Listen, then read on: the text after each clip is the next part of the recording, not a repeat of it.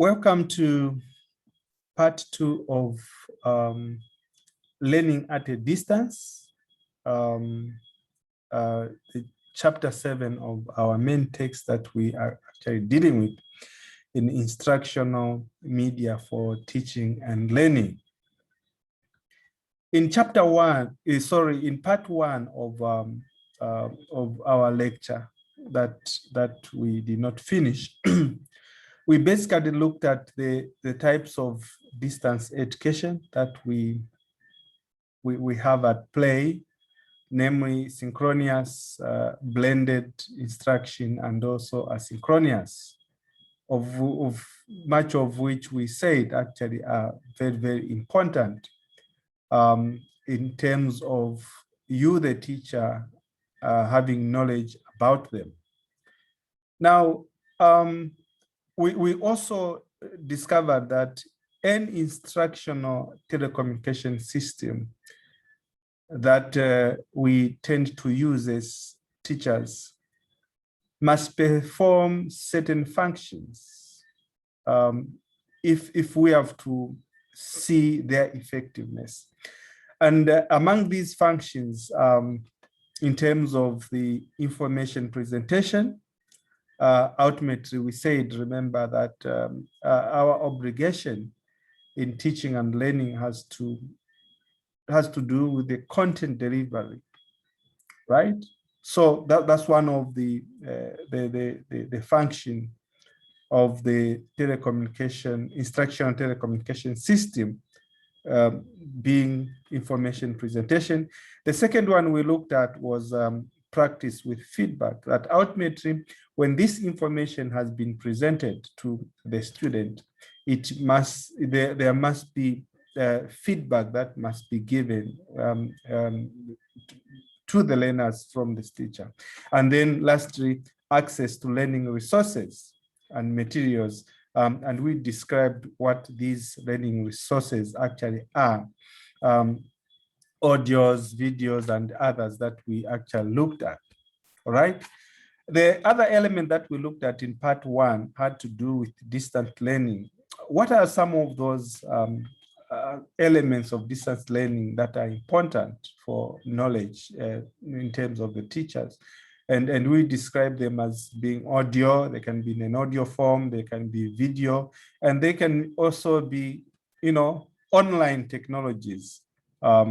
And we also saw how we can make use of them, and we cited some of the examples that portray the use of these same ones.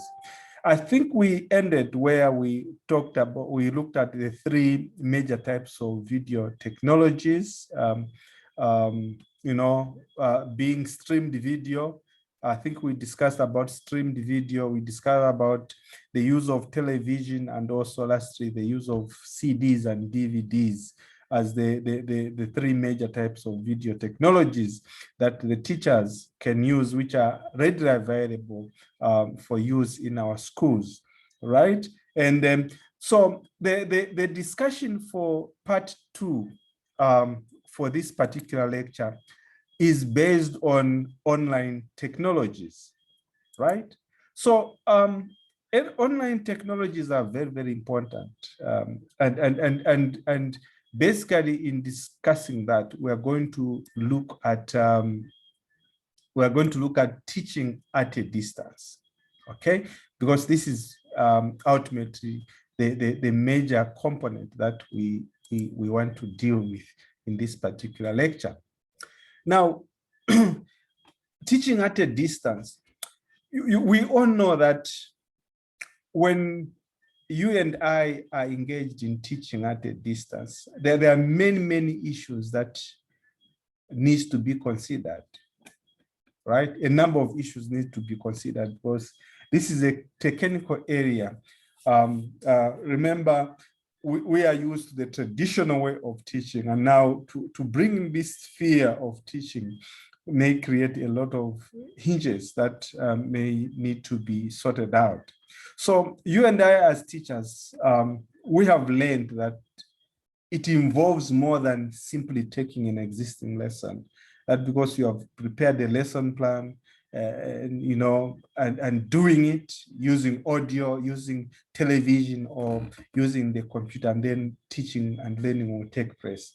There are basically many aspects that on one end that needs to be adjusted, or, you know, if you like, changed. So as a teacher, you need to organize, not only organize, but you also need to sequence your content as it relates to the objectives or the outcomes, and know what resources are available. What experiences students have had with the system that is actually being used, because you not take it for granted that students may not have an idea about what you want to use in a classroom situation. They live with these technologies. They live with these elements, and they know a lot about some of which actually some information in technology, they may even know more than you as a teacher. And basically also what they need to do to ensure quality learning, learning experiences that they may have passed through. So when you as a teacher, often working closely with the school library, for those schools that have library, working with media specialists, you are actually responsible for ensuring that all the students have access to the materials that are essential for learning, all right? And I know that in many cases, sometimes we require students to come with such resources from home, because, you know, we feel, you know, they have access to that, all right? Now, although the World Wide Web has eased this concern a bit, there are still some courses in which resources for students are not readily available at all. They will, you even if you assign them to go and check in the web, they may not find resources. Or if they find them, there may be copyright issues that may not, issues that would disable them from accessing such resources. Because you see most of the resources that are placed on the internet, some are actually banned for, you know, for public use unless you pay, or even if you don't pay, there are others which are restricted unless you have permission to open them. So your school library at any school that you have found, the media personnel should be aware of, you know, these copyright issues. They need to orient the students and also you as teacher, because these are the things that they learn during their course, their training, and they should be able to help you actually provide access to these materials, as it were. Now, frequently we are saying here that any unauthorized copies of copyrighted works are, you know, posted on a website without the knowledge of the copyright owner. And in recent time, the authors found the Assure model. Remember, in the second lecture of this particular course, we looked at the Assure model, which I know that you are very conversant with. They actually found that the Assure model on 5 websites without attribution to its source. They found that. So these are issues that are quite important to take note of. So the casual observer would assume it was developed by the organization on whose website it was found. It's possible that I know that one of the assignments that you have been given is to come up with a blog of some kind. So you may as well post the Assure model image on your, you know, on your blog, and, you know, but you'll be warned that this is not your material. So if you do that, you must actually acknowledge the source of the information that you are actually posting. So therefore, it is very important that even if we are, the internet is free and we are using a lot of these resources, you as a teacher and together with the students, they need to know and observe a number of the guidelines for online use of copyrighted materials. Now, among these guidelines include that, contrary to popular opinion, all materials on the internet is copyrighted unless it is stated otherwise. There are materials that the authors may say, oh, okay, this material is actually free. Therefore, it is copyrighted even if it does not display the copyright symbol. Okay, as long as the material is online, it has the owner. If you have to use it, you have to seek permission. If it is free, you have to keep the source. You have to state the source of that particular material. Email is considered an original work, fixed in a tangible media of expression that is covered by copyright. So when we make use of emails, those are already covered by copyright. So you cannot say, since I'm using email, I need to get permission from the owners, the formulators of the email. So it can be legally be read, but not legally forwarded or copied for instructional purposes, except under fair use. And what we mean by fair use is that you use it within the guidelines that are stipulated for. And that's why in most cases you discover that your email actually is actually blocked, is because you may not have used it in a manner that is acceptable to the system. So you can make one copy for your personal use. Contrary to popular opinion, all material on the internet is copyrighted unless stated, and this is what we have actually indicated.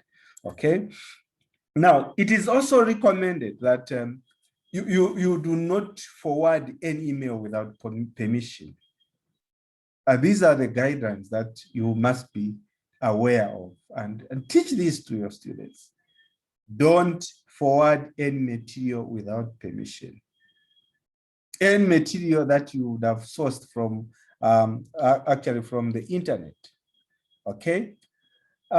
In connection of both copyright and the Private Act, especially in the United States of America, these are serious issues that may land you in big trouble and pay a lot of money or even be jailed. However, you may quote excerpts and and report the gist of the message. For example, if a teacher sent you an original poem, which is automatically copyrighted, and you forward it to your friend, then you have definitely violated both copyright and copyright law, and also the Privacy Act that in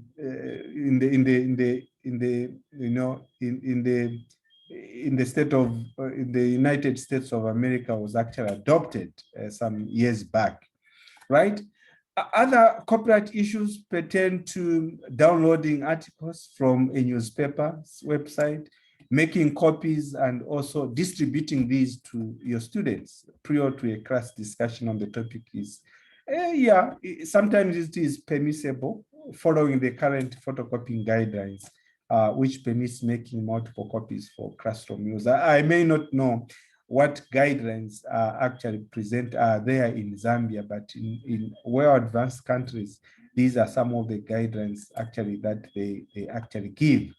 Okay, so in terms of online learning, what we are saying here is that the exception would be individually bylined, copyrighted articles, articles from a source specifically designed for the education market.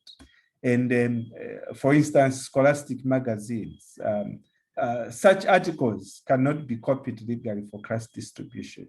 You have to seek permission or just use them online to observe and without downloading and sending them to other recipients. So you cannot post students' essays, you cannot post students' poems, you cannot even other works on the school website unless you have permission of the students and their parents and guardians. And these are some of the things that we take for granted, that because we have given the students, it's just the same like the assignments that I've given you to write.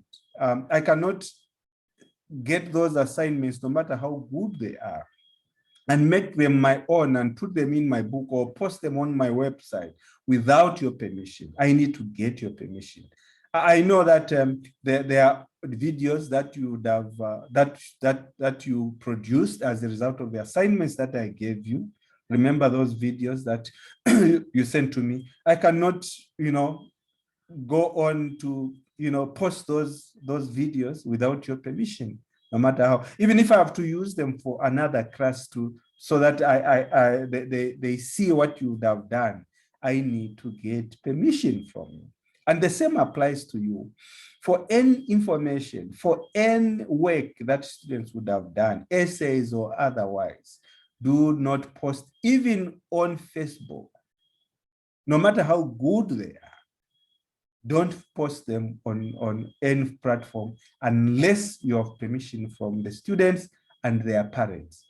And this is a warning also. I have observed that a number of arts teachers, we post a lot. Sometimes you are excited with what the rubbish or the nice piece of work that a student would have produced in class, and then you post it on Facebook and say, today was my best day. This is what my student wrote. That is actually wrong.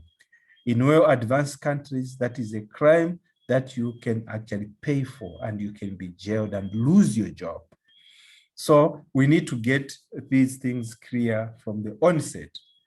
So therefore, you always need to link to the home page rather than a location within the website if you have to do that. In general, linking to one website is not viewed as copyright infringement. However, it does offer the potential of becoming a copyright issue. We are talking about issues of links here, right? So downloading and file sharing of videos, also audios and other works, is considered copyright infringement unless authorized by the copyright law or the owner of that particular. You cannot go on to share and download videos without the owner. Now, have you noticed that sometimes when you post a song on Facebook, Facebook will actually trim it, and they'll say, some message will come saying, you have no permission, you have no copyright permission for distributing this material. So it will be, there's a message that normally comes, and then they will say, only you can see this message, all right? So those are the things that we are talking about here. So educators should therefore, you and I, we must treat copyright materials from the internet the same way they do to print formats, books and the like. You cannot just photocopy a book that you did not write without any permission. Here, where I am in Jamaica, when you go with a book in a shop, even if someone who is photocopying is in illiterate, they will ask you for permission from the owner of the book. You cannot photocopy a book because if the owner of the book comes and found the book being photocopied, the case goes to the person who is actually photocopying. So because the copyright law is still muddled, the best guideline is always to obtain permission if you need to do it. It is usually not that difficult. When in doubt, you must actually ask, and ask correctly. So when do we use online learning technology? So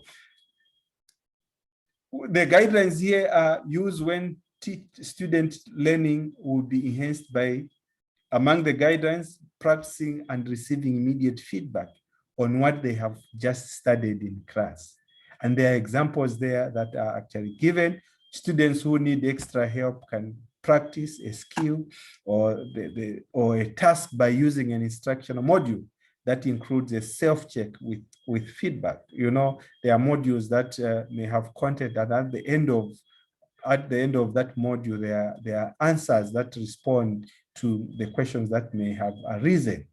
Learning, when students are learning independently, examples, students can search for information related to assignments on a classroom computer connected to the internet. Okay, and then also in terms of enhancing learning opportunities for gifted students can be challenged to expand, or they can enhance their learning by using more complex search techniques on the internet. Working collaboratively with other students in two locations or the same classroom can work together to navigate through a web quest that directs them to a particular area of study. Okay, and challenging students to investigate information in a new way. For example, students can participate in an online investigation of a topic with other students or scientists around the world. And this is just one, these are just a few ways and many others that you can improvise as a teacher that you can actually use when you're on online learning technology, which are very vital for knowing. Now, let's move on to look at what are some of the strategies and approaches that we can use when we talk about learning at a distance. Right. Now, the emphasis on student learning, ladies and gentlemen, whether it is it is in a teacher-led or student-centered environment, we have already mentioned that it is as important in a distance education setting as it is in a classroom, a traditional classroom. We are not here discarding the traditional setting of the classroom. It is here to stay also. But we are saying, in terms of confusions, in terms of, efficiency, in terms of convenience, we need both sets of settings, the distance learning environment and also the traditional, the face-to-face one that we actually use. And so, and all the teacher-led or student-centered environments are as important for both of them, right? So these instructional strategies, therefore, apply in distance settings, just as they do in a regular classroom setting. So you can employ them at any level. So regardless of the audio, whether you are using a video, you're using a computer-based technology, or whether the lesson that you actually teaching takes place in an actual time by computer conferencing, or is it by, through time delayed instruction, an instructional telecommunication system must, by all means possible, perform certain functions to be effective. And these are some of the functions that we'll delve to look at one by one, beginning now. Now, what are these functions, therefore? Again, remember we made mention, the aspect of information presentation. And earlier on, we said that actually a standard element in any lesson is the presentation of some sort of information. And as teachers, you know that we call this as content, subject matter, right? Now, in most cases, this does not only involve teacher-led methods as we saw it, but also the procedures within student-centered approaches. And we made mention here, among them, teacher presentation and demonstration. We made mention student presentation or small group. We made mention text and illustration to support presentation in terms of the digital or print images and handouts that we give in high schools in Zambia. I know that we are used to pamphlets that we give to students. It can be live or recorded voice, music and other sound. And also we talked about, full motion images. Okay. And then also we talked about practicing with feedback. We know that most learning covers when, occurs when learners are participating in, they're engaged in active learning and not passive, where they can mentally process the material that you are actually teaching them. Now, you see, we know that teachers induce activity in various ways. And there are quite a number of ways that we induce activity in the learners. And among them, we have, you know, question and answer activities. I know that when you look through the you know, the files that teachers actually prepare on, I've noticed that most of them actually treat question and answer as a method of teaching. But, you know, literally speaking, question and answer may not really be a method of teaching, but is one activity by which teachers actually induce actual learning, right? So question and answer, as it were, can, you know, can be done during you know, or after the instruction has actually taken place. Okay, and then we have discussion activities, testing, structured group activities like role playing, games, and others, group projects that you give to students, and also peer tutoring. Okay, very important. And we made mention of access to learning resources. I think we discussed these in detail. In which case we say the external learning resources may take the following forms. It may take printed materials for additional reading, like library and textbooks, you know, supplementary reading worksheets, audio-visual materials like audio or video cassettes, multimedia systems, DVDs, and now we even use phones, sorry. Then computer databases like, you know, for instance, online searches, guides for scientists, library materials, and actually others, okay?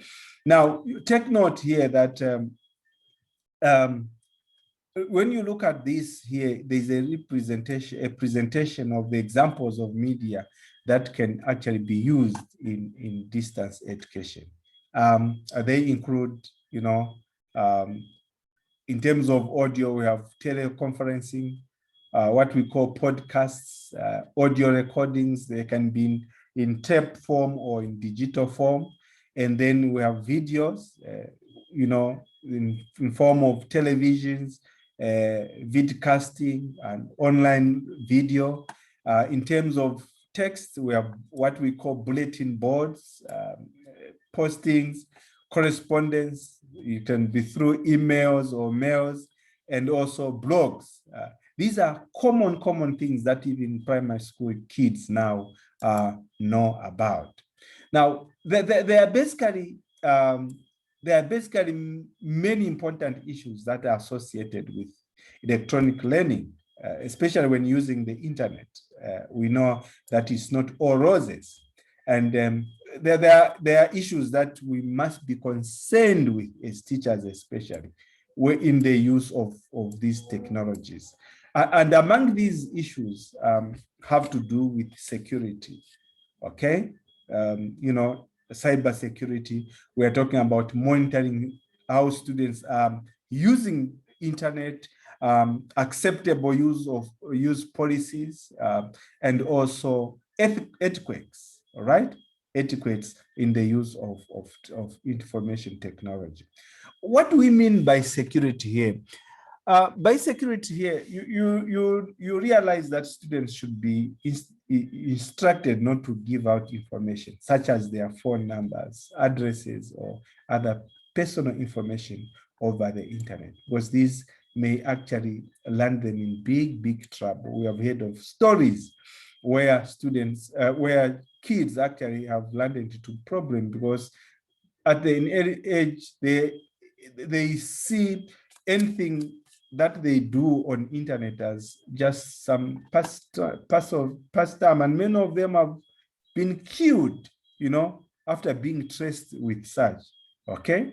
And then monitoring students' use. Teachers and parents must monitor students' internet use to ensure that their behavior is appropriate, and to discourage them from exploring inappropriate materials, either deliberately or accidentally. Now, you notice that sometimes you may not actually know how the students would have known the links to some silly things that actually happen on on internet. I once heard a friend of mine telling me that he found a group of girls, junior girls, grade 9, actually perusing through internet, looking for dating sites. You can imagine that, right? So teachers should be able to monitor student use of internet so that they understand to what extent they're actually using the internet. Then acceptable use policy, as we have talked about issues of copyright and others, there must be agreements among students, parents, guardians, and also the school administration, outlining what is considered proper use of internet by all parties involved. Acceptable use policies, they have been used in other countries. I remember at Rusango in 1 year, actually, I don't know if it still happens, that the IT guys had to block Facebook from being accessed on campus because it was discovered that workers and, you know, students, every time they would be in offices, students would be in class, they never concentrated in learning, but they are always on Facebook. And so one way is to, you know, have an acceptable use of policy for such use of internet. And then etiquettes, these are informal rules for appropriate behavior on the internet. They are called netiquettes, okay? The informal rules for appropriate behavior on the internet. If the internet is information superhighway, these are the rules of the road, okay? Referred to as netiquettes. They apply to email, they apply to texting, they apply to other interactions on the web. Have you noticed sometimes when you want to send something online and then it's blocked, say this material is not accepted because it infringes on copyright policy, right? Those are netiquettes. You need to know the do's and the don'ts of the internet, as it were. So therefore, there are critical issues that we need to talk about. Among these critical issues is that by all means possible as a teacher, keep your message short and simple, right? Try to limit your message to one screen. Think before you write, make it brief, descriptive, and also to the point. That is in the use of internet. Identify yourself as the sender somewhere in the communication, including your name and the school address. Not all internet addresses clearly identify the sender. Some may be misguided. Double check the address or the URL before sending the message, right? To just ensure that you are sending to the right person.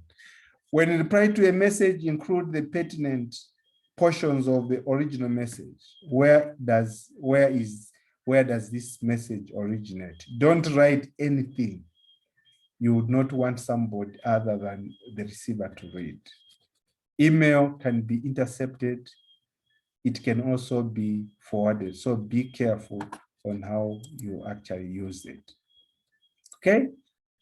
Then yes, when you are preparing emails or something like that on internet, check your spellings, check your grammar, check your punctuation, use lowercase letters except for proper names and beginnings. Be sensitive to others. You know, you never know who is reading. Treat each person with respect. And you know, this cyberbullying has created a lot of problems. Sometimes we post things even on, you know, Facebook. Even when we have not mentioned the names, people are able to point at who you are actually talking to. So don't use sarcasm, right? Don't use sarcasm. It often falls flat and doesn't come across as you intended. And you'll notice that Facebook, if you use some sort of sarcasm, actually, they'll block you from, you know, posting on something of that nature. Be careful with humor. It is two-edged sword. Some people may not accept humor. You know, you see how people react on Facebook when even a simple post that was not meant for that is actually given. Okay, so the reader doesn't have the benefit of your facial expression, your body language, or your tone of voice. So you can use emotions or email body language, such as for a wink or for a frown, but but for this type of humor, it doesn't communicate as well as being there. So you must be very, very careful on how you use that. Cooperate and share. Consider yourself a guest on the system, just as if you are a guest in someone's home. Make an effort to share pertinent information. Remember, in exchange for help and information you receive, you must be willing to answer questions and to share your responses. You take note that in most cases, when you are feeding something on Google, they will tell you that this information will be shared with Google, all right? And then they'll say, do you accept? So you have to accept or not. Carefully consider copyright issues, and we have emphasized this in our area discourse. Be alert for obscenity. There are laws. I know that Zambia has passed a law that will cater for these obscenities and also bad language and all that, cyberbullying. So there are laws in various countries that govern obscenity. They apply to messages on the internet. Moreover, even material that is not deemed legally obscene may still be inappropriate for school-age children. Okay, I get surprised sometimes people go live to talk useless things, and they don't realize that actually kids are actually watching the same. Right. So let's move on. Now we look at using distance learning in the classroom. What are the advantages? What are the advantages of using distance learning in the classroom? Among the advantages that we would discuss here include the fact that distance education actually engages a variety of media, okay? Now, as we know it, this type of education is quite volatile, meaning it means it's a means of delivering information to learners around the world with a variety of media. Among these medias may include text messages, text writings, audios, graphics, animation, video, and also downloadable software, okay, that we can download for free. And then also up-to-date information. We know that until the recent past, students were limited to the resources in their school buildings. But for as it is now, with the ability to connect to resources in the community and even around the world, students can have access to current information. We also can exchange ideas. Students can engage in conversation with experts in specific fields of study. You don't need to call a doctor to teach about reproductive system. You just need to connect your WhatsApp message and then beam it on your WhatsApp phone, on your phone, and then beam it on the projector, and students are learning direct from the doctor. So there you can call special speakers who can augment a class discussion or provide access to an area of study help that students advance their learning in.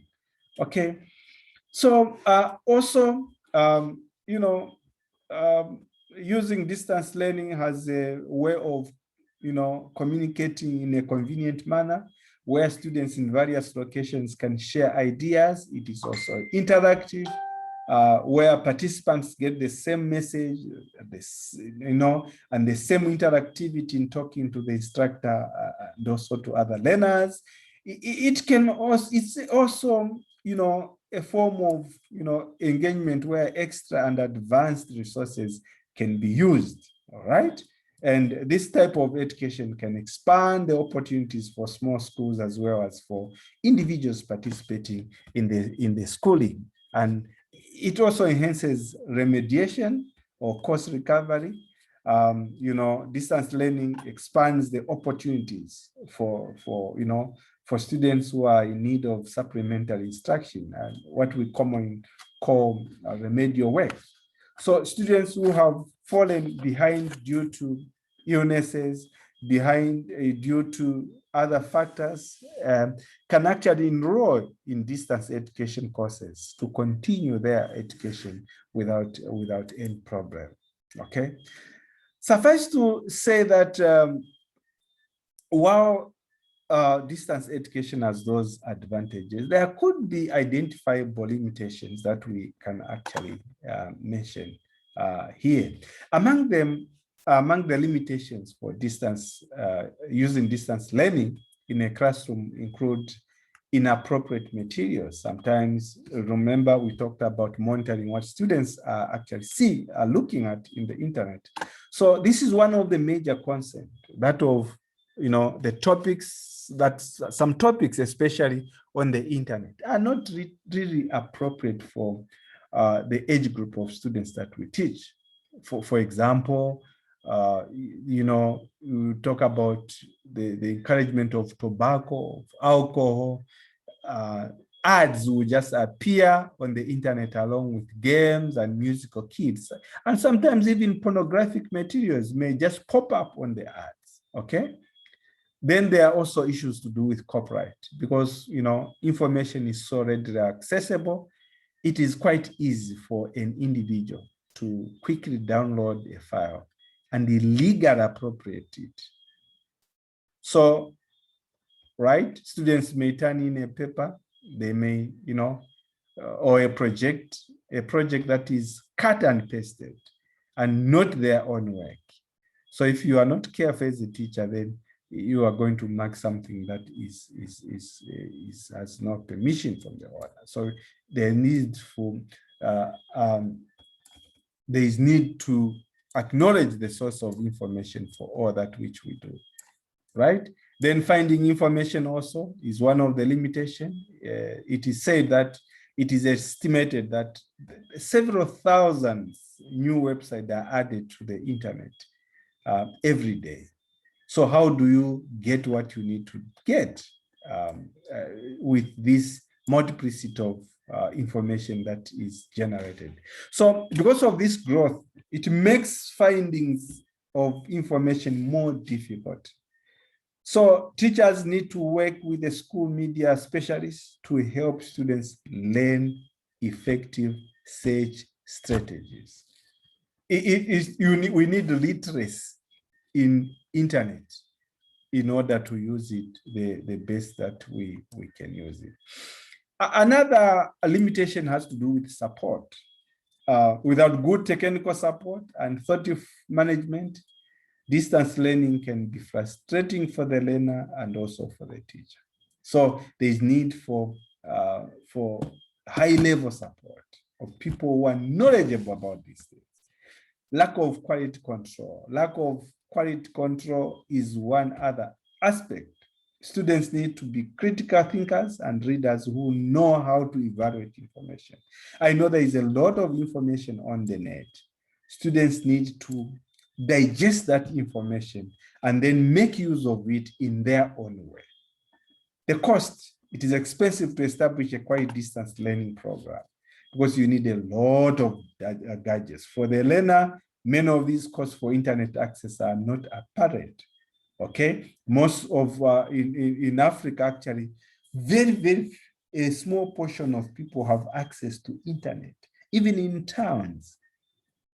Then intimidation, we talk about lack of experience with this type of communication technology, which may actually make some learners less willing to actually participate. Okay, so they may not be used to such. And when they encounter it, it may actually create problems into their lives. Then limited experience using the system. Many teachers and students are unfamiliar with interactive learning system. And unfortunately, most of the teachers actually do not want to learn about this. Okay, it's important. This is the 21st century, type of environment. And so we need to be closer to reality about what we really need as some of the, expertise that we need to have, as it were. Right? How do we then integrate these aspects that we have been talking about as regards to learning at a distance? How do we integrate audio, video, television, and all those elements that we actually discussed? Now, it's wonderful to learn that when we talk about distance learning, a number of options continue to expand, right? From whole courses or programs to, enhanced classroom activities, as well as a host of information about topics on the internet that may actually arise, which you may not find in the books, but, as we said, thousands of information is actually offloaded on the internet for consumption by the users. And so there are issues to do with virtual public schools. This is how you can actually integrate, come up with virtual public schools. And there are countries that have done this. So there's a growing number of virtual public schools using the internet for delivery, and including what we are actually using here, right? So, and also many software applications like WebCity, Blackboard, Collaborate, and this is what we use at my university. All these provide both ease of access to the instruction and also the resources for the instructor and for the students for successful study online, okay? And now we are talking about, Zoom, we are talking about Teams, we are talking about Google Meet. All these are software applications that are available for use in distance learning. Now, we also have, issues that need to be addressed by anyone wishing to venture into this area of academic study. It includes credentials of the institution offering the degree. Sometimes some institutions actually shortchange their students in their I once found a group of students listening to a lecture from the teacher on WhatsApp. Not that the teacher was teaching, but he was actually sending audios. While it may be accepted, but these are issues that needs to be followed up. Credentials of institutions. How do you expect an institution that cannot even pay its dearest workers to offer such?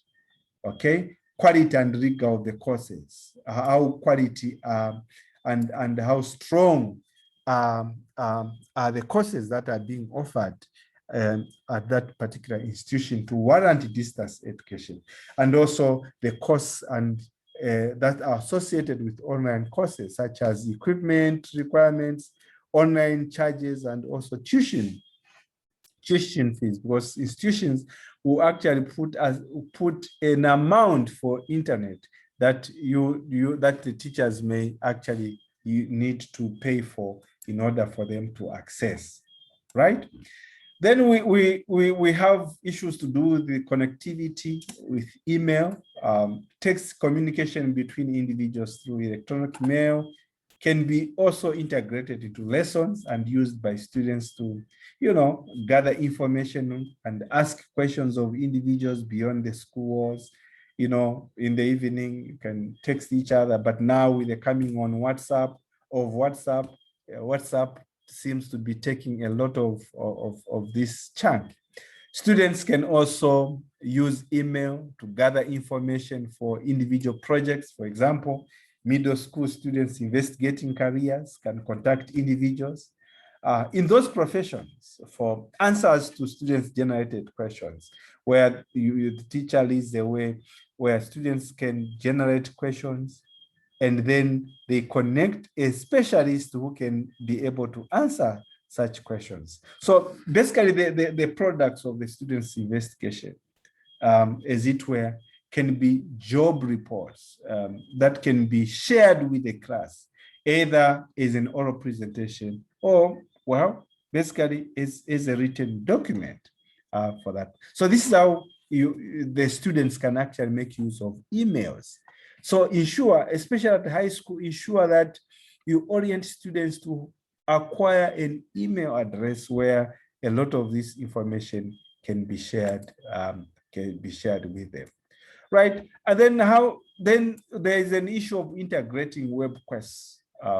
Now, we are saying here, although students can access a rich array of information on the web that is available, that is being posted on a day-to-day basis in large quantities, their searches often use random or low-level thinking skills. What they are only interested is to check what they want, no matter how useless it is, get information and off they go. Now, with web quests, what we call web quests, teachers can help students access the web effectively for them to be able to gather information in a student-centered learning environment and those activities within the classroom. Now, a gentleman by the name of Ben Doji of San Diego State University actually developed this particular element, the web quest, to infuse, internet resources into the school's curriculum and also make a hybrid or a mixed learning environment. So he actually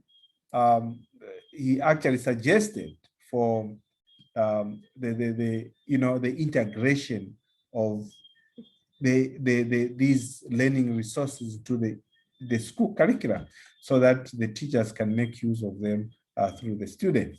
So this web quest is basically an inquiry-oriented simulation. In chapter 3, we looked at among the methods in instructional media is simulation. So this is part of that. The web quest is said to be an inquiry-oriented simulation activity, basically designed with specific learning outcomes in mind, in which some, and not only some, but sometimes all the information that students interact with comes from resources on that particular set of internet.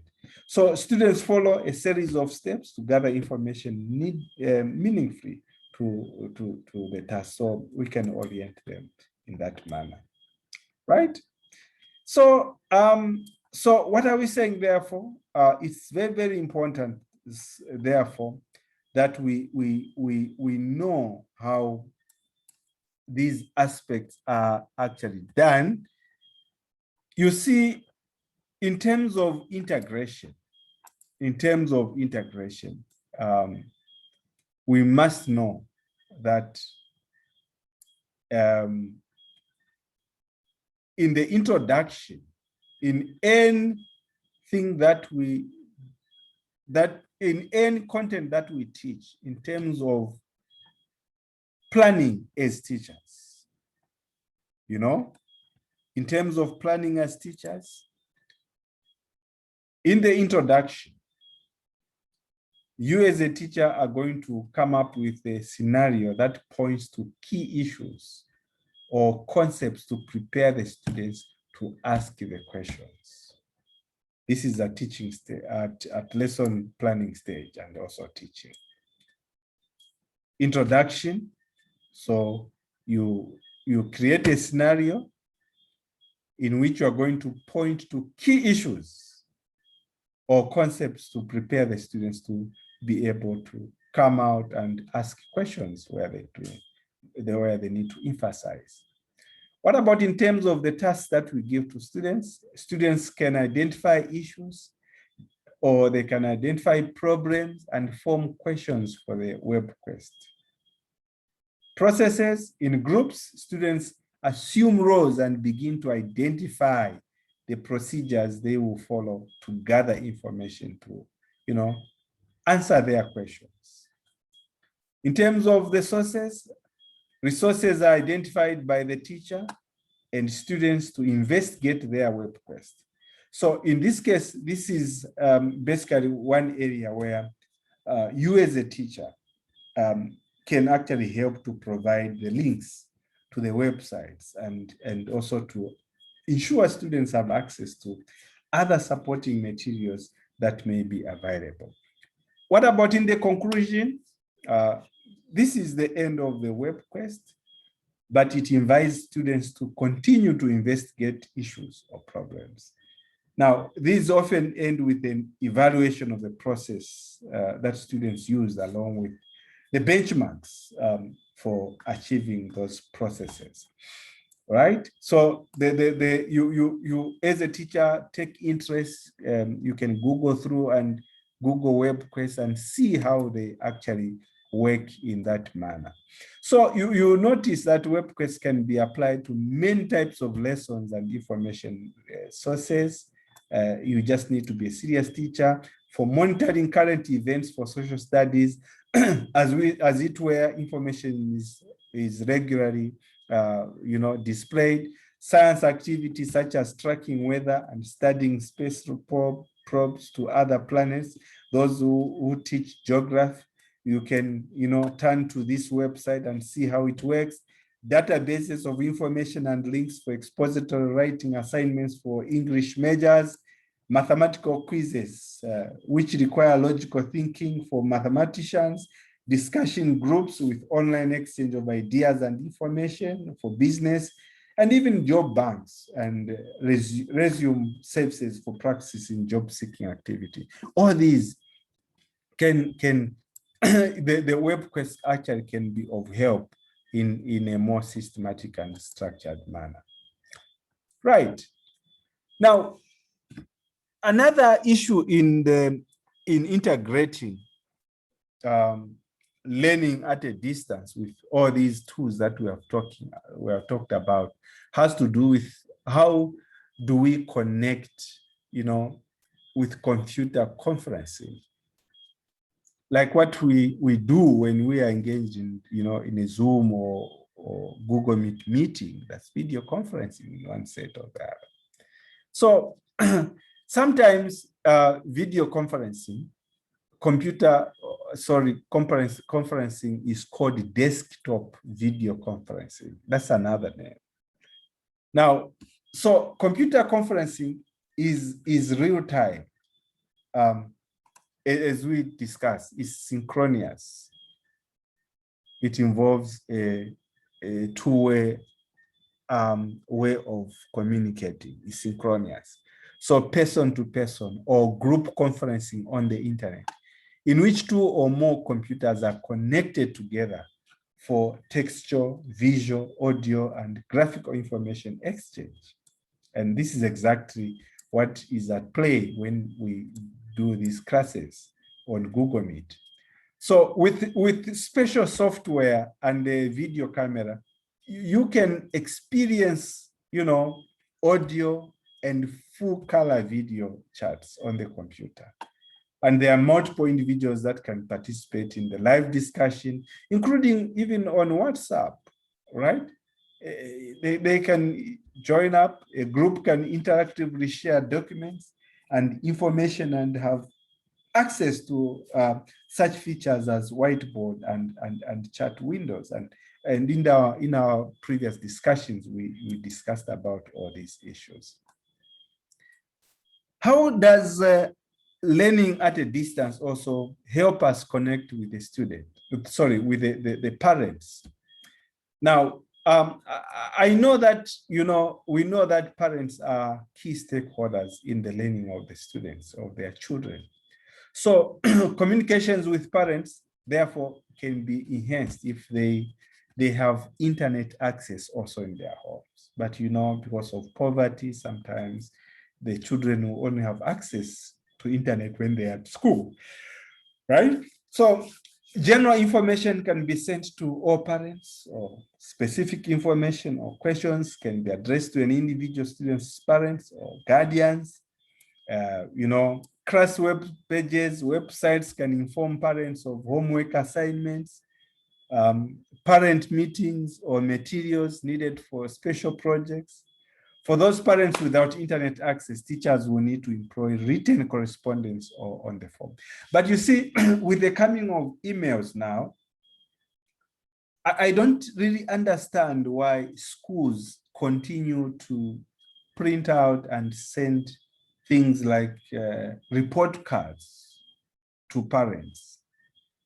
Even if a parent has no internet, as long as they have, even the schools can even use emails for their kids so that, when they're at home, even if there's no internet in their home, they can just walk into an internet cafe, log in to the child's or their parents' email address, download that particular report card for the kids. It's even cheaper that way for the school systems, right?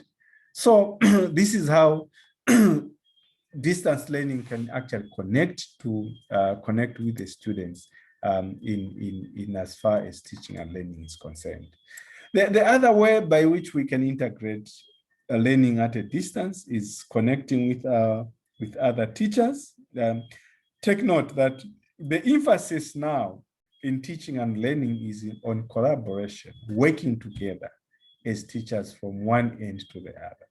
So basically, teachers can also use email to share ideas. If you belong to the same university, you can be in Choma, one is in Livingstone and all that. You are given an assignment, which you can do as a group. You can connect each other on email, send information, send the documents and all that. So lesson plans can be sent as an attachment or placed on the schools or, the supervisor's server. Questions can be asked of any individual teacher or a group of teachers and all that. So you see how teachers can collaborate in terms of all these. Teachers can also assist students in developing personal blogs to enhance their ability to exchange ideas. And basically one word of caution, as is regards to connectivity with other teachers, has to do with, when beginning this type of electronic community, we need, we need to prepare students regarding their online safety. Remember, we talked about security area one, advising them not to reveal personal information in any communication that they are actually going to make to anyone who they actually don't know. The other aspect in terms of integration has to do with connecting with the community. The community wants to also be in the same line with what the school. Remember, the school is a social system that is set in that particular position, that environment, to be as a catalyst, to be a supporting venture to the immediate community. So a number of cities have created websites that involve a broad cross section of the community, including schools, businesses, hospitals, local government, and social agencies that may be available. So this is another example of how the artificial wall between the classroom and the world beyond is actually dissolving. We see that the world is coming together at even a straightest point, making it possible for students and teachers to access information and also people from every imaginable source, right? Every imaginable source. Another aspect has to do with interconnection. What are interconnection? You notice here also that schools are always in the business of purchasing or developing instructional modules that can be sent over on internet, on intranet. By intranet, we mean within the institution boundaries. Now, in institutions where the universities actually give out, universities and schools give out emails that bear the university name. There are documents that cannot be shared by virtue of one having an email that is not connected to the school, right? So this method of delivery is used to provide students with remediation and also enhance learning opportunities with the latest version of materials, right? So they can update these materials relatively easy because of the core set of digital material that can be electronically modified and made immediately available. Whereas in the past, revisions often required shipping printed material or computer disks to schools. Now, you can work on a module, send it out when it's done, and if you feel there's something that is needed that needs to be added to that, you can quickly edit and also resend that particular information. And so it is safe to say that it is common knowledge, therefore, that computers can be used to connect students to people and also resources outside of the classroom. And so once you connect computers in ways that enable people to communicate and share information, then you have a network, which is what we are actually working for in the academic. So networks connect schools, they connect homes, they connect libraries, organizations, they connect businesses so that students, families, and professionals can access or share information and instruction instantly in several ways, right? These are networks. These are networks that we are actually talking about here, okay? So what are the types of networks? Let's look at some of these types of networks that are actually used in distance education that enhance, effective distance education. I'm sure that you would have looked at this type of network known as the LANs in ICT in education when you did this course. Now, simply put, the simplest of all the networks is this LAN, the local area network, as it is said. And what does it do? It connects computers within a limited area, normally a classroom, a building, or a laboratory. Now, these networks connect individual computers to one another to permit exchange of files, all right? And if another computer in another room is set up, you cannot send information to that. So it is only within the room that is actually set. It can be within the school, within the building, within the classroom, all right? So we'll see an example of a figure of that. So it relies on centralized computer called a file server that basically saves all the other computers connected to it. So what we are saying here is that this, in a computer lab, when we talk about a computer lab, it is itself a LAN because all the computers in the lab are connected to a single file server. If you go to the to one of the computer labs at Rusangu, you'll see that there are connections that are actually being made.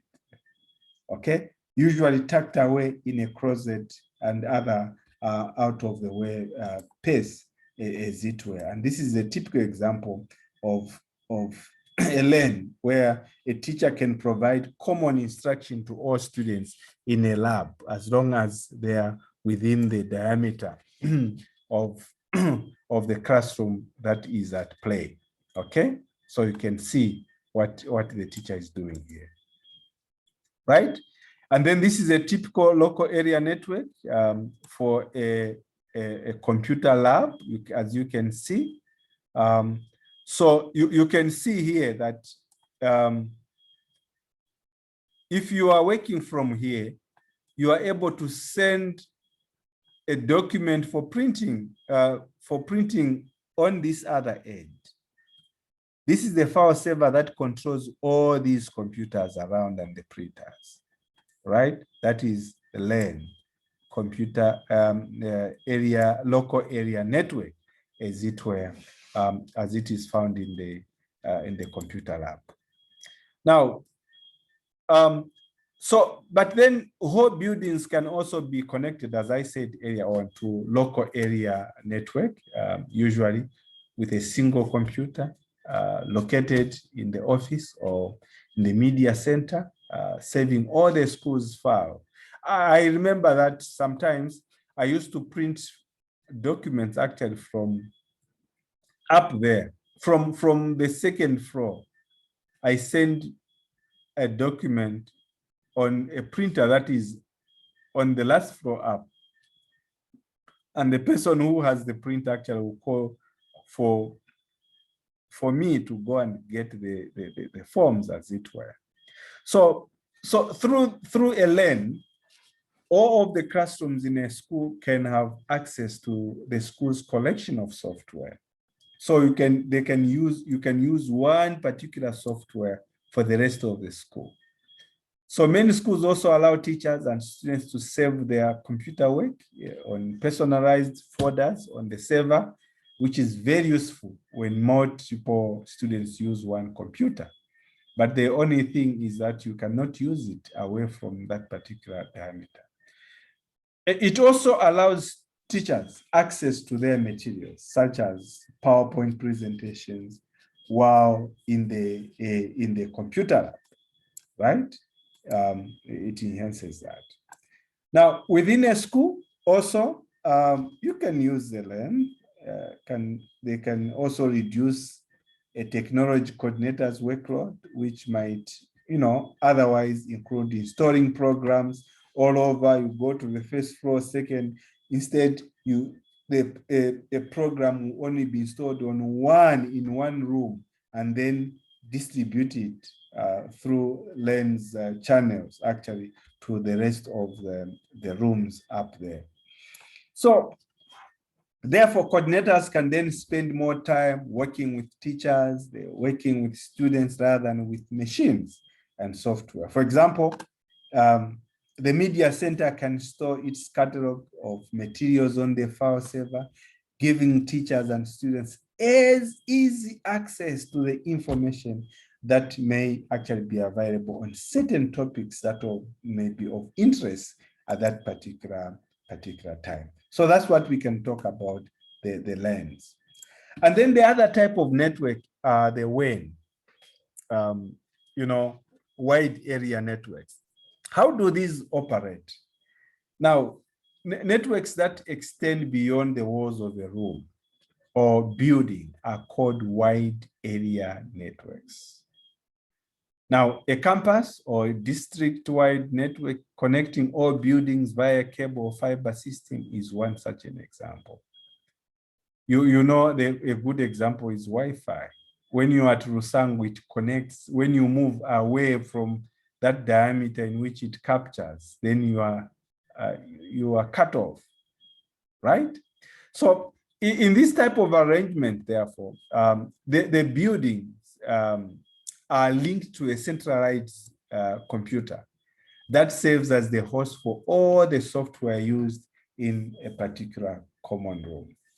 So even though a WAN can connect computers over a wide geographical area, across a city, across a state, or even in a country, it is most often used for smaller configurations, such as connecting buildings within a school system. While they may be used on large ventures, but in most cases they are used on a small organization. So that now, because if you use it outside the organization, then there may be risk to do with security. Okay, so this is a typical example of a wireless network that lets students work on the web without even leaving their classroom. Okay, you can see how Abanensu are actually advanced. right? Right.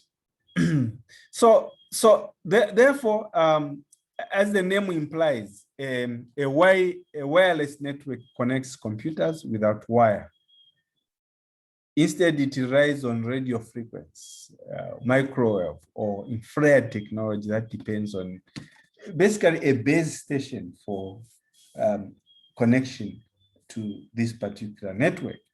Now, this type of networks, ladies and gentlemen, they use transmitters, and these transmitters are placed inside the room.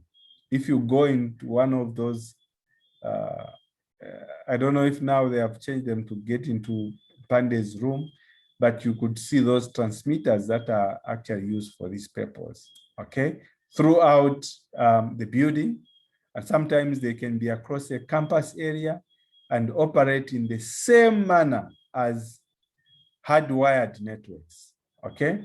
So some advanced cities have installed the wireless networks in their downtown areas so that the customers, as they pass through, they can have access to anything that may be of value. So these wireless networks, they omit the need for cables, you know. Those days you see people used to dig long distances to put cables down there, which could be costly to install and perhaps in other buildings.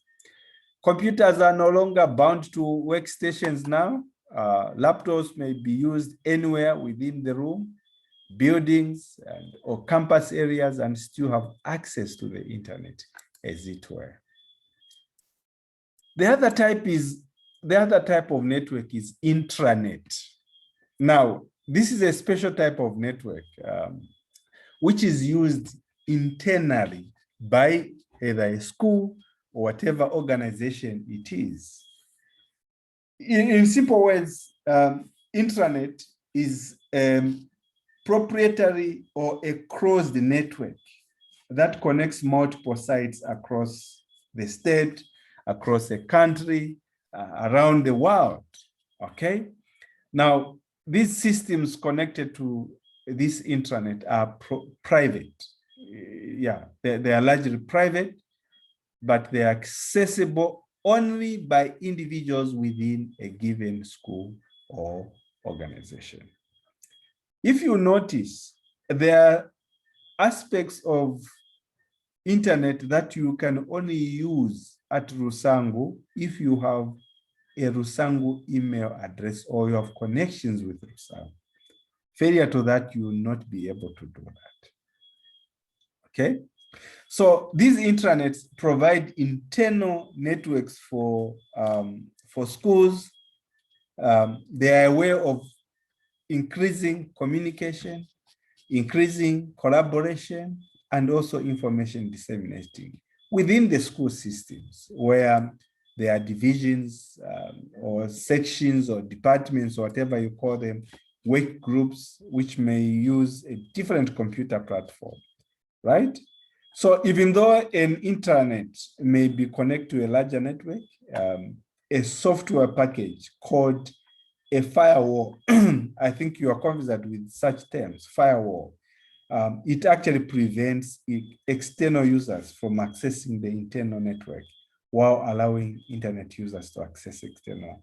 And that's why if you just come as an outsider to Rusangu and you are not registered, you may need to a special installation for you to be able to access the internet, as it were. So this is an example of a firewall which protects an internal network, commonly known as the intranet, from external users. But as you can see, it allows the internal users to access in external network or the internet. Okay, so you can see an illustration here, right? And then we talk about the internet now. Okay, we looked at LAN, WAN, intranet, and now internet. Now, we know that internet is a worldwide system that links small small computer networks together. That's why it's called internet. So it is a network of networks. You hear that? It is actually a network of networks. Now, it is with a frequently changing collection of millions of computer networks that serves billions of people around the world. So any network, any individual on the internet can communicate with anyone else on the internet, as long as it's internet to internet. So users can access any information regardless of the type of computer they have because of standard protocols that allow all computers to communicate with each other. And you note that most information is actually shared without charge, except for whatever access fee is required to maintain an account with that particular internet service provider, such as Comcast or any other among the main local and community ISPs. So many schools actually provide internet accounts to teachers, to students at no charge, unless otherwise. So both telephone companies and television cable companies provide higher speed access to the internet, integrated services, digital network, commonly known as the ICDNs, lines. All these provide speeds up to 5 times that of regular phone lines. You can see how powerful they are. And then a digital subscriber line, otherwise known as the DSL, actually provides even faster access, up to 30 times that of a standard phone line. Okay. TV cable companies also offer high-speed service through a cable modem. All these access services are actually popular with the home consumer, as it were. And this is a typical example of internet service providers. So you can therefore connect to the World Wide Web from your home.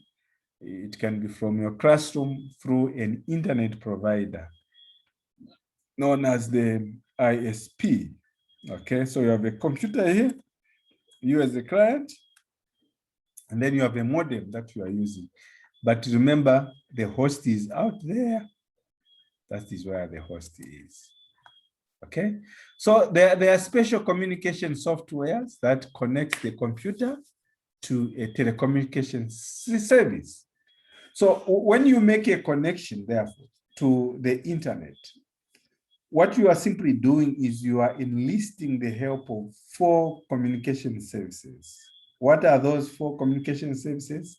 Number 1, we're talking about the computer. We're talking about the ISP. We're talking about the server with the host computer, and also the telecommunication network. Simply put, a communication software and a modem and phone or a cable modem of that nature. So your computer therefore runs the communication software, your modem and communication software basically provide an open path between your computer and your ISP. So this ISP, as we looked at earlier on, it actually provides you a link to the internet to make your work easy. And take note that many educational and commercial organization networks are developing connection to the internet called gateways. And I'm sure you are conversant with these terms, or portals that are basically designed to provide access to many internet service providers as it were, right? So we can also complicate information retrieval, the fact that the internet does not operate in a systematized way. So there are no comprehensive directory trees or indexes for internet resources. There is no Library of Congress category, cataloging scheme, or whatever system it is. You can consider the internet, therefore, as a library where every shelf is labeled miscellaneous. So it's the job of those who want to label to suit their discipline, do so. The finding one interesting service or item of information is no guarantee that you are on the right track to others, okay? So most of the internet's resources, as we discussed, in literal, what we call cul-de-sacs on the network, not linked in any predictable way to other similar resources. So in order for you as a teacher to find information on the internet, you must use search engines, what we call search engines. You must use programs that identify websites containing these user entered keywords or the phrases as it were, right? So we are still dealing with the issue of networks. And now let's look at the World Wide Web, commonly known as the WWW. Now, the World Wide Web, simply put, is a network of networks, as we said earlier on. And what does it do? It allows you to access, to view, and also to maintain documents that can include text, data, sound, and even video. Okay, so if you look at this particular image here, it's a typical depiction of the World Wide Web. Now, here what we see is you see that the internet is a collection of computer networks. So you as a student, for example, you might access the internet from your home computer or even through the school computer lab from this particular World Wide Web. Okay, now so basically speaking, the web protocol here, hypertext transfer protocol, known as the HTTP. If you are looking for a link to a downloadable document and then you want to cite it, remember what normally comes are issues to do with HTTPs, //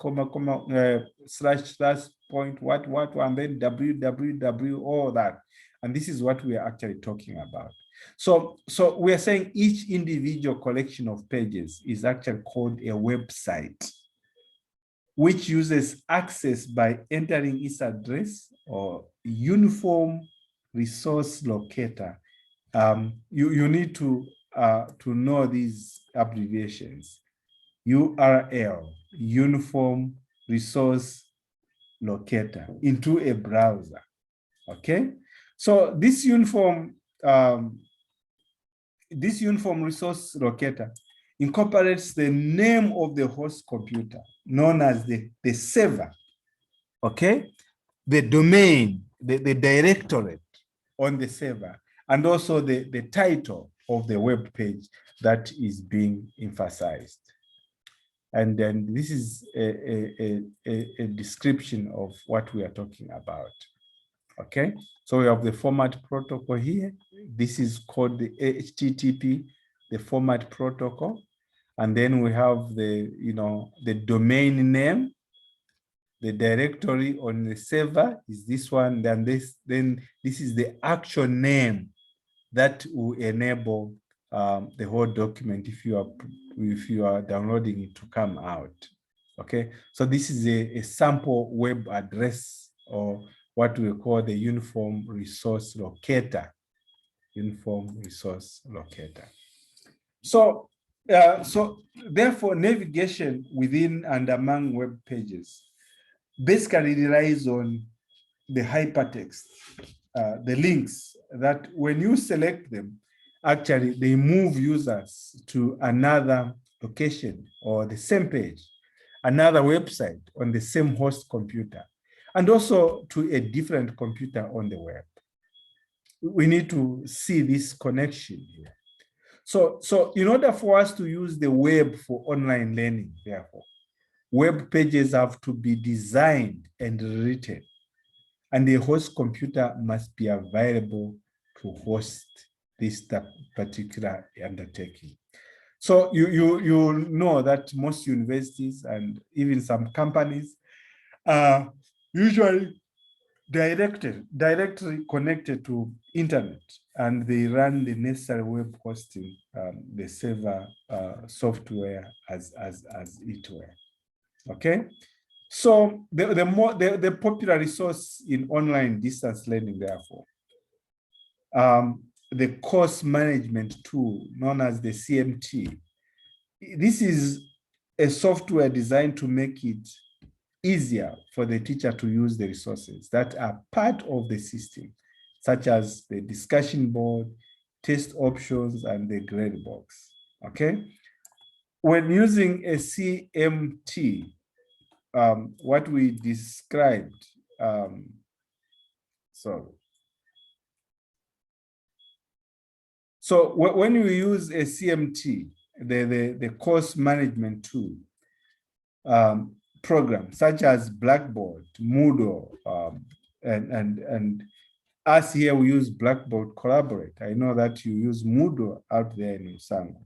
So here the teacher can concentrate on the instruction and not have to be concerned with the computer programming issues, because my job is just to teach. So I'm not concerned about how it was formed, and also the nitty-gritties that go in those issues. Right. Okay, how do we evaluate web resources? As we have noted earlier on, we noted that the use of web resources may become a problem of some kind. It may have a lot of danger. So how do we evaluate these web resources? And we are saying here that there are many resources, as we have noticed earlier on, that are available for students, for learners, for teachers on the web, that it can be very, very difficult to determine which are the best for supporting learning. So a teacher needs to be very, very careful. Now, there is always what we call the selection rubric that has been provided in our main textbook. You can find it at the end of the chapter. It actually guides you in identifying websites that will benefit your professional development and also support your student learning. So you can just go through and see which website are those. So you can even ask students to use the rubric to evaluate sites that they find while exploring new resources for their for their experiences, right? So here, as you can see, students can add a 3D view to an image in a book by taking a photograph and using AR software, so that the image pops up of the page. This is how useful these things actually are. So we talk about evaluating. We talk about augmented reality. This has been available for some time in engineering systems to blend virtual data documents, media, live action with the real world in order to enhance the information we actually perceive with our senses. So it's nice to note that with the advent of wireless mobile devices, such as smartphones and others, the augmented reality can now combine real world data with the virtual data that we are oriented to. So using the GPS capability of a smartphone and the REA software, the user can capture an image and augment or enhance knowledge about that image with additional information that comes from the internet, superimposed into it. Okay, right. So The major example that we can cite here is, for instance, while on a trip to a nearby city, students can photograph a building and then obtain information from the internet about it while they view the image. This is a typical example of how you can evaluate. So rather than just being devices for interacting socially, their smartphones can become learning tools that can easily bring them information, okay, when it is actually most valuable and useful. And this is why I have a problem with countries that stop students from using phones in schools. I think it's high time that they made such provisions with the guidance of the teachers. Students can benefit a lot in as far as the usage of phones in the schools are actually concerned, right? Okay, so therefore, learning at a distance is not new as both audio and television resources have been. This is the summary to chapter 7. We would reiterate that these are not new. Yeah, they have been used for many years in distance teaching. We are just now emphasizing the aspect that there is more emphasis now on distance education.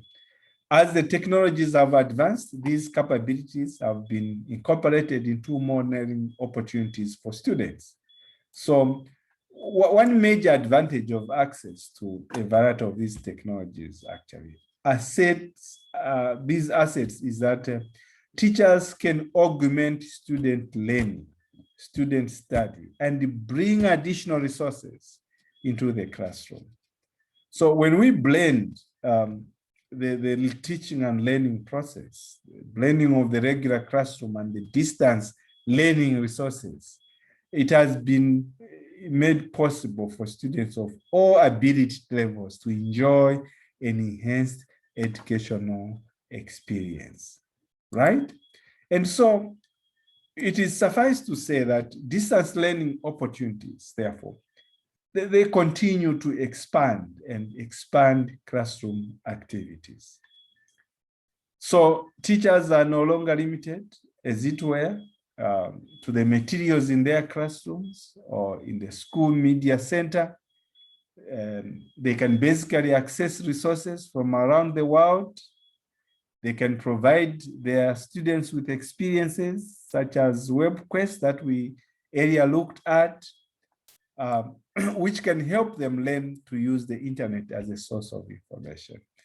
And also, students can reach out to other students and experts for exchange of ideas. And the internet has proved to have opened classrooms to a wealth of information around the world that may not necessarily be available if it was actually present. So basically, that's what we can talk about with chapter 7 of Smardino and others, 2019, in the book Technology and Media for Learning. I hope you had a wonderful time, even as we discussed about learning at a distance, right? So I pray that you may find this second part of our video constructive, and that you as a teacher are going to take a step further to make use of these internet provisions for the benefit of the students. I rest here and I thank you so much for listening. Thank you.